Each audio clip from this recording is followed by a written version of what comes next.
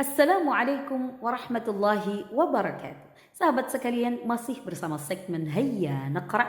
Kita akan mengkaji bersama kitab Asrarus Shaum karangan daripada Hujjatul Islam Al-Imamul Ghazali. Bismillahirrahmanirrahim. Wassaumu, adapun berpuasa, fi safari di tengah-tengah perjalanan, afdalu minal fitri, hal itu lebih utama daripada tidak berpuasa. Illa idza lam yutiq, kecuali apabila seseorang itu betul-betul tidak mampu dan tidak kuat, lemes gitu ya, sampai tidak bisa berpergian, maka boleh baginya untuk tidak berpuasa.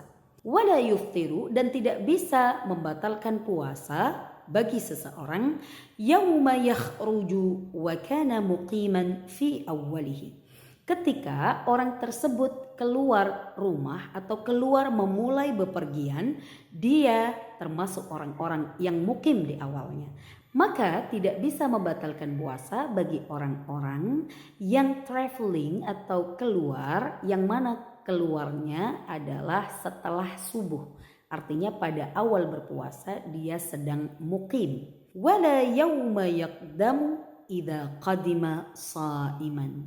Begitu juga tidak bisa membatalkan puasa bagi seorang musafir yang mana ketika dia sampai pada tujuan travelingnya, tujuan bepergiannya, dia sampai dan dalam keadaan berpuasa.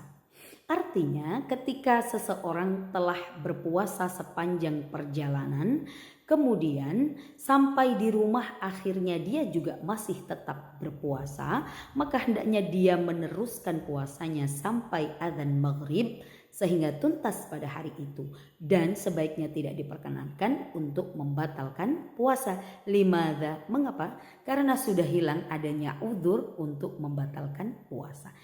Kecuali apabila seseorang tersebut setelah sampai kemudian dia sangat lemas, artinya tidak kuat melakukan apapun sehingga memutuskan untuk membatalkan puasa, maka udzur daripada pembatalan puasa itu bukan karena as-safar atau bepergian atau traveling, akan tetapi karena dia la tutik, ya, dia tidak mampu atau tidak kuat.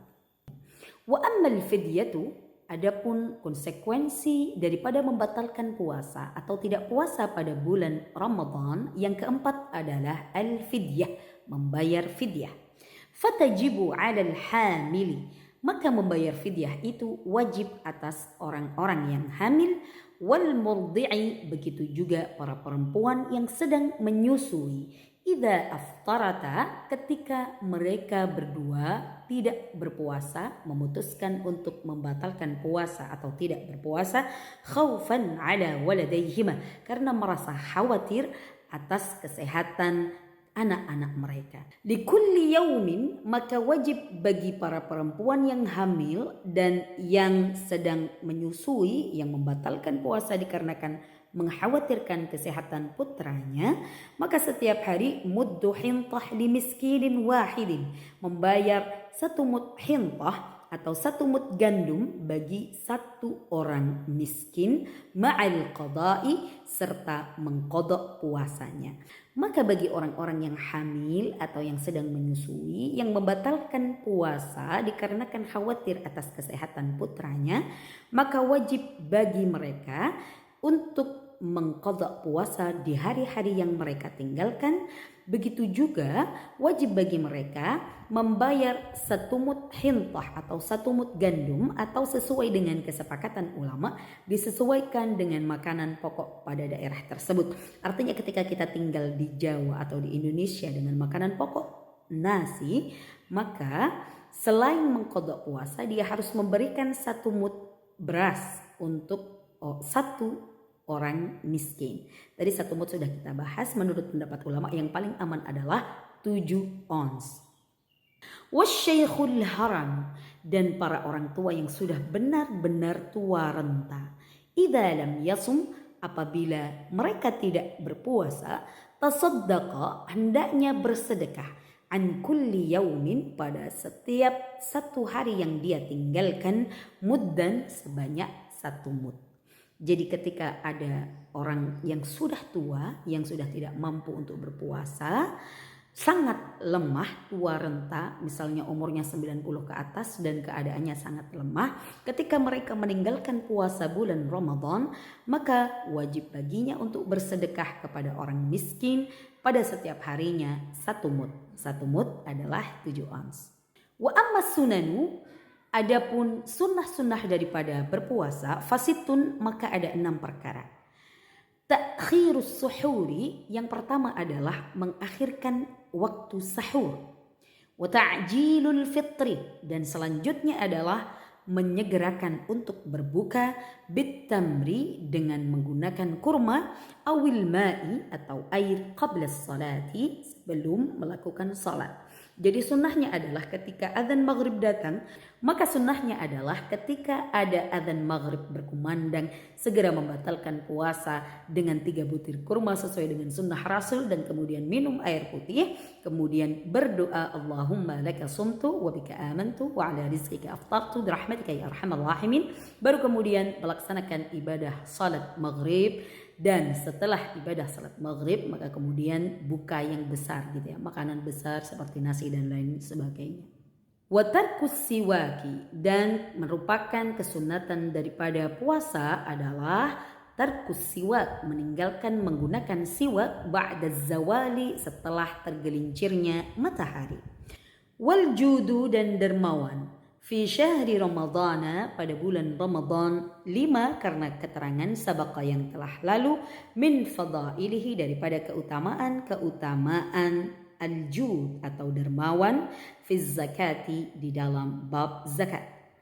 Wa mudarasatul Qur'ani, dan selanjutnya kesunatan dalam berpuasa di bulan Ramadan adalah mengkaji Al-Quran. Artinya baik itu membaca Al-Quran, tahfidhul Quran, mengkaji ulumul Quran atau tafsirul Quran, tadabbur makna-makna Al-Quran, artinya segala kegiatan yang berkaitan dengan Al-Quran. Wal i'tikafu fil masjid, begitu juga disunnahkan i'tikaf atau berdiam diri di dalam masjid.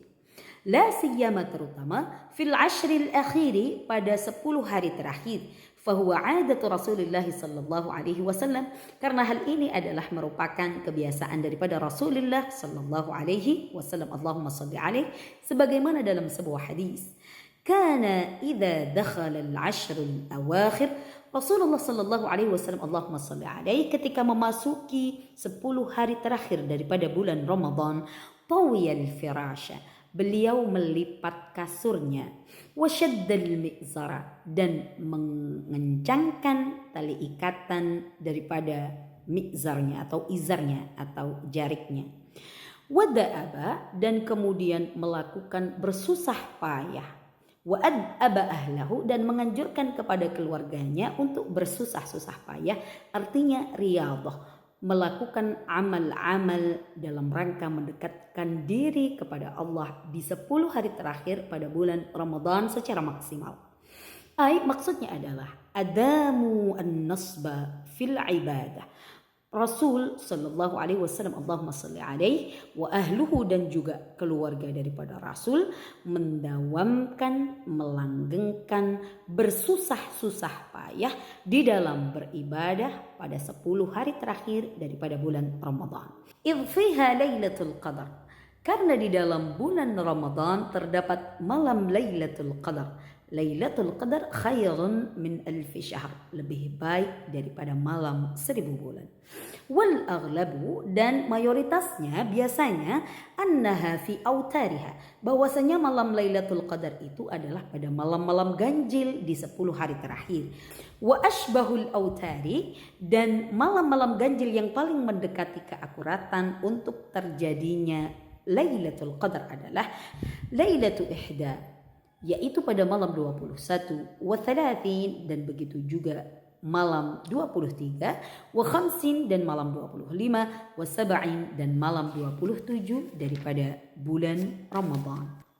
Sahabat sekalian, sampai di sini dulu kajian kita. Terima kasih atas perhatiannya. Semoga memberikan pencerahan. Wassalamualaikum warahmatullahi wabarakatuh.